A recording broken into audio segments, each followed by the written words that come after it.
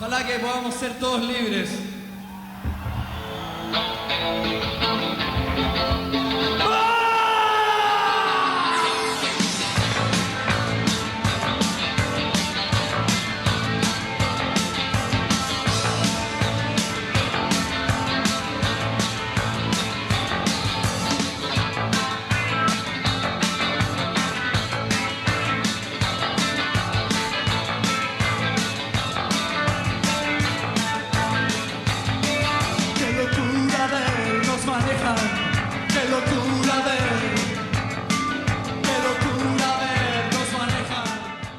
Lo que quiero, lo que quería conversar, algunas preguntas y algunas dudas respecto a tu trabajo en la década del 80 y a tu trabajo de escritura en la década del 80, pero también tu trabajo como, pero un trabajo como testigo y sobreviviente de la década. Me parece que hay una memoria, una manera de enfrentar el lenguaje, una manera de enfrentar la poesía, una manera de enfrentar la cultura que está, por ejemplo, en este libro, que es como que está reeditado con textos antiguos, pero que también hay una línea de continuidad que yo creo que sigue hasta el día de hoy. Yo viví en los Estados Unidos en el año 69, me fui a Estados Unidos. 69 al 73, me volvimos el mismo 73, en octubre del 73, ¿ya? No te voy a contar las razones ni nada, simplemente que llegamos en ese momento y fue un verdadero shock, digamos, volver de Estados Unidos, especialmente de Estados Unidos, en ese momento, en Iowa City, donde mi hijo andaba a pata pelada, por ejemplo, en el pasto, que esa es una cita, ellos siempre lo recuerdan.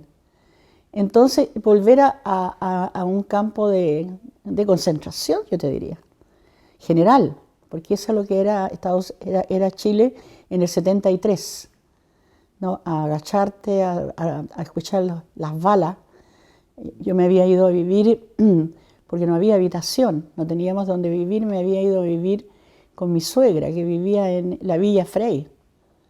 Así que nos agachábamos en la noche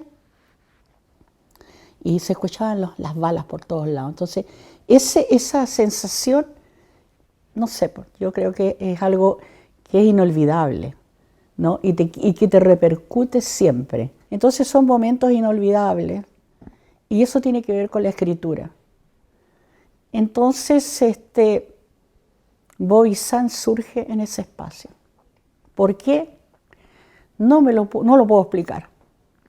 Uno nunca puede explicar por qué surge, por qué Bobby Sands y no otro. ¿Cómo te topaste con el personaje de Bobby Me Sands? topé porque yo, como soy lectora, leí el Mercurio y ahí estaba la historia en la huelga de hambre o que había fallecido Bobby Sands y me quedé así un poco impactada. Dije, ¿cómo alguien puede morir en una huelga de hambre? Porque justamente habían comenzado, no, todavía no habían comenzado a haber huelgas de hambre en Chile, todavía no.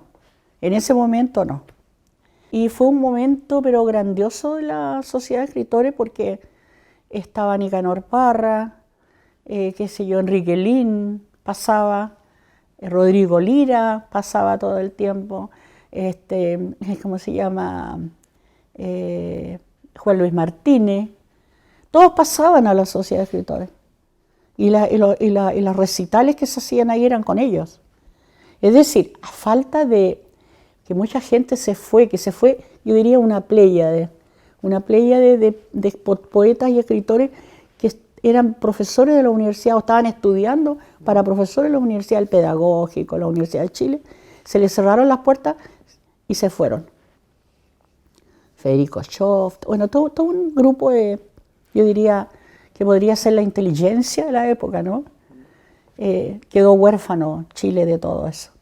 Y la mayor parte de la gente seguía la línea de la escritura que ya había trazado en épocas anteriores. El estructuralismo, etcétera, etcétera. Pero yo venía con otros monos en la cabeza, suponte tú, otras imágenes, ¿no? Y los beatnik. Viene con otro ruido, otra música. Otro sonido, sobre todo la guitarra eléctrica. Oye, Carmen, y en ese punto, en el comienzo de los 80, no solo para ti, pero yo estoy pensando en Enrique Lihn, estoy pensando en Elvira Hernández, estoy pensando en Soledad Fariña, era Lira, por ejemplo, también, era importante escuchar la calle. Yo creo que hay una parte importante, por ejemplo, de la poesía chilena de los 80 que tenía que ver con aprender a escuchar la calle, descifrar la calle, entender la calle. Y cuando, yo no he tenido la suerte de leer el Bobby Sands de Fallece en el Muro en la edición original materialmente, pero está descargable y uno lo puede acceder y inclusive uno piensa cuando uno lo lee, y yo lo comparto con mis estudiantes también, que está esa materialidad, que la materialidad del libro también es la calle. Es pensar el muro como, o la muralla o la pared como un soporte. Escuchar eso que de pronto era como lo más, uno lo lee en esos libros, en esos poemas, era lo más inmediato y era una escritura como a la vez de la urgencia, pero han sobrevivido a los años. Uno vuelve a leer estos libros, vuelve a mirar estos poemas, porque también son poemas para ser mirados. Bueno, mi poesía es así, Tu poesía es plástica. Yo soy más artista visual que poeta, diría yo. Mi poesía es absolutamente plástica. A eso te decía yo cuando la calle es muy importante porque la calle era nuestra calle. Es decir, nosotros salíamos de la sociedad de escritores, nos juntábamos a las 12 del día a las marchas, por lo menos yo que era tonta, en ese sentido te digo. Me gustaba, me alimentaba salir a marchar. ¿Cómo fue hacer Bobby Sands? Te lo pregunto por la materialidad, por el objeto, Bueno, por el diseño. Para mí era un pasquín, lo que tú decías, un fanzine. Es decir, escribir algo que me tocó, pero que lo llené de materialidades chilenas, fundamentalmente el hambre, el POG y el PEM, ¿me entiendes tú? Entonces esa calle desprovista, que era la calle latinoamericana chilena, yo diría que se reflejó un poco en el libro, porque pensé en el desgaste de la palabra, fíjate. Pensé que en ese entonces yo sufrí y observé y vi que había un desgaste de la palabra, compañero, había un desgaste, es decir, eran palabras prohibidas, por ejemplo. Y como palabras prohibidas, había un desgaste político, de hacer la política, porque no se sostenía con nada, sino la resistencia. Entonces yo diría que es un libro de la resistencia, por lo menos para todos nosotros escribir, como tú lo mencionas por ahí, era escribir en la urgencia. Entonces no había ninguna idea de trascendencia siquiera, ni siquiera se soñaba con que un libro así, que se escribió con esas materialidades, ¿no? En hacerse, yo me hice el libro. Ahora, yo leyendo el libro, leyendo Bobby Sands, también es un libro que dialoga con otros textos que estaban publicándose en la época, por ejemplo, El Paseo Humano de Enrique Lihn, es un libro que dialoga en cierto modo con las acciones de arte del Elcada, que significan muchas veces en la calle, que dialoga muy bien, por ejemplo, con la revista La Bicicleta. Tú tienes que entender que a la sociedad de escritores llegaba la Mariana Calleja. Eso te puede explicar cómo era el mundo de la sociedad de escritores. Que en la Casa Sena estaba la CNI, por ejemplo, y que la CNI se paseaba por la sociedad de escritores. Eso te explica el mundo que vivíamos, a esa cohabitación fragmentaria y la calle, ¿no? Salir a la Alameda, porque el camino era la Alameda, los tribunales, la plaza, ¿no? La plaza de armas, los tribunales, la Alameda, etc. Ese era el camino. Y claro, transita por esos lugares, pero sobre todo te digo yo en la cosa visual, en la visualidad, porque yo soy una escritora de superficies y planicies. Yo no hago profundidades en la escritura. Yo hago simplemente páginas que se pueden leer visualmente. Era extraordinaria esa relación con la muerte, te digo. No tener el miedo a la muerte. Pero también porque era joven, no tenía temor a la muerte. Y la literatura cruzaba ese valle, cruzaba ese lugar de que tú escribías, pero no tenía ningún gran valor. ¿ah? No era un valor trascendente de poeta ni de poesía. Yo odiaba a los poetas. Odiaba esa manera de ser. Odiaba la idea esa idea chilena del poeta central. Odio hasta el día de hoy. Esta de sentarte, ¿no? Hablar como poeta. ¿Ah? Nosotros con Pedro Lemebel eso es lo que maquinábamos todo el día. Odiábamos a los poetas. Entonces, pensar del poeta, ¿me entiendes? Trascendente, que se va a sentar, una vez lo dijo Oscar Hahn, que se va a sentar a una silla, a la silla que dejó el otro poeta anterior. ¿Me entiendes tú? Es muy masculino. Es masculina, es una masculinidad en la poesía chilena. Esa masculinidad, de cierto modo, desaparece con la muerte de Neruda. Exactamente. O sea, porque en el fondo, desaparece y continúa. Pero continúa en cierto modo. O sea, Lin era insufrible. ¿Lin? Nicanor Parra, ¿para qué decirte? Eran dioses. Eran los dioses patriarcas de la poesía. Lin no hablaba con nadie, ¿no? Lin era un dios. Hablaba solo con aquellos que él consideraba que era interesante, menos con las mujeres. Las poetas mujeres no tenían ningún interés para ninguno de los poetas que estaban alrededor nuestro. Y Lin pasaba así leyendo en la calle, caminaba leyendo, para no hablar con nadie, para que nadie le hablara. ¿Me entiendes tú? Esos eran los poetas de la época, pero sin duda tú entras al campo de la literatura. Bueno, ¿qué es lo que es la literatura? Yo escribo, yo trabajo con la escritura, que no tiene la trascendencia ni el significado de la literatura grecolatina. ¿Ah? Yo me formé en la otra edad, el otro concepto de la literatura, de la escritura más bien. Me formé ahí. Y en esa otra edad lo importante también era la formación de comunidades. Sin duda, eso es. Estuviste en la organización del Congreso Internacional del 87 de literatura de mujeres. Exacto. O sea, ese congreso, a la luz de los años, es un congreso primero relevante porque fue un congreso internacional donde vino gente que seguimos leyendo hasta el día de hoy, como Beatriz Salo, Josefina Ludmer, que están ahí.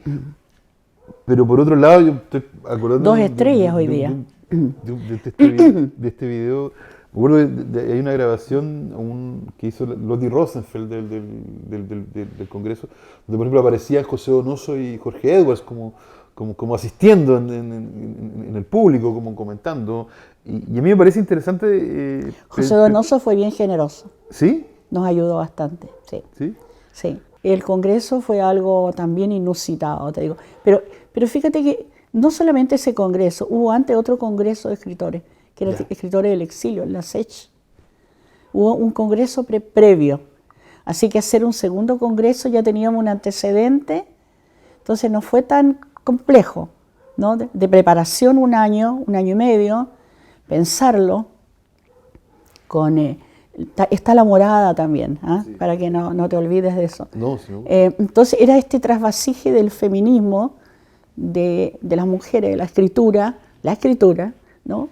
Y la idea de pensar un congreso de mujeres, de escritoras, dentro del patriarcado más acérrimo, ¿no? ¿Cómo armaron la lista? Uno ve la lista. Nos demoramos un año en armarla, un año en hacer un seminario para leernos.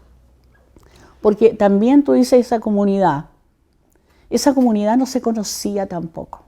Éramos aislados todos. Nadie conocía el grupo de la SECH, otros el CADA, dices tú, los grupos polares. CADA transitaba hacia la SECH. Pero habían varios grupos, la Nelly con su grupo de arte, y la pregunta por el arte, y la pregunta por la calle, y la pregunta por el arte sobre todo, y la pregunta por la literatura. Yo diría que esas tres cosas fueron cruzadas, ¿no es cierto? Y esas tres cosas se reunieron y se armó el Congreso de Literatura. La lista fue haciéndose. Con pequeños datos, amistades de fuera, ¿no? La Jean Franco, por ejemplo. Habían relaciones ya previas con el afuera, con la Macielo, con la Mary Luz Pratt, que también eran 5 mujeres afuera, también eran una isla afuera. En Estados Unidos, estas mujeres que participaron del movimiento contracultural también eran una isla, ¿me entiendes? Yo diría que era una forma de resistencia a todo lo que se hacía, una forma de existir, de asirte de este tipo. Encontrar una red.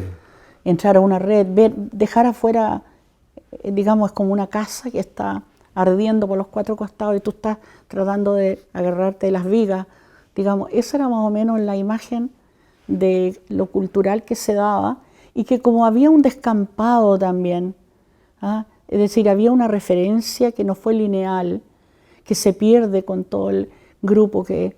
Es la universidad, ahí donde la universidad está intervenida. O sea, está intervenida, entonces eso se pierde. Entonces los bares pasan a ser nuestros locales, nuestra casa cultural era el jaque mate, ¿me entiendes? El mío o el nuestro con las yeguas era jaque mate, pero se cruzan en un momento. Pero también es interesante porque lo que estás describiendo, y eso yo creo que lo veo en tu escritura, es una vida cotidiana. Claro. Es una vida cotidiana donde la conversación de lo que pasa en el jaque mate, de lo que pasa en la Plaza del Mulato Gil, de lo que pasa en el lanzamiento del libro, también se transforma en la literatura como una forma de vida, la literatura como la escritura como una rutina que te permite justamente, podría permitir soportar lo otro, o entender lo otro más que soportarlo. Pero imagínate tú, Gonzalo Muñoz, tú lo conoces. Sí. Gonzalo Muñoz nos leía, nos juntábamos, era como que yo, ahora que recuerdo, te digo, nos juntábamos como en las épocas de las catacumbas, ¿no? Él nos leía Foucault. ¿Cómo era Foucault? ¿Qué leían de Foucault? La historia de la locura. ¿Qué significaba leer a Foucault en el jaque mate en los 80? ¿Cómo se podía leer a Foucault en ese mundo? Es que eran paralelos, eran vidas paralelas. El jaque mate era la historia de leer lo que había ocurrido en el día, era como el diario. Ya. Lo que había ocurrido en el día, la performance que se había hecho, etcétera, etcétera, las lecturas que estabas haciendo, lo que pasaba en La Morada, lo que pasaba en la SES, lo que pasaba en el Mulato Gil, etcétera.